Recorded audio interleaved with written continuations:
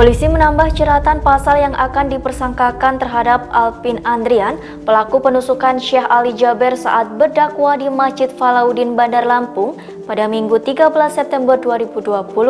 Kadif Humas Polri, Irjen Polisi Argo Yuwono menyebut saat ini tersangka Alpin terancam hukuman paling berat, yakni hukuman mati. Selain pasal percobaan pembunuhan, Alpin juga dijerat pasal penganiayaan yang menyebabkan luka. Irjen Argo Yuwono mengatakan tersangka terancam pidana penjara seumur hidup atau 20 tahun penjara hingga hukuman mati.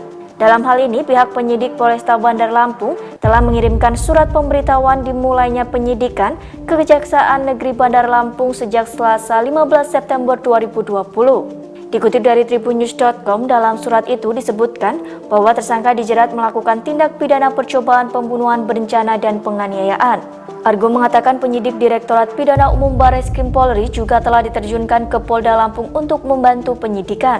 Hal itu menjadi bukti Polri serius menangani kasus tersebut. Saat ini pihak kepolisian telah memeriksa sebanyak 13 orang saksi di dalam kasus tersebut. Saksi yang diperiksa berasal dari keluarga hingga panitia acara tausiah tersebut.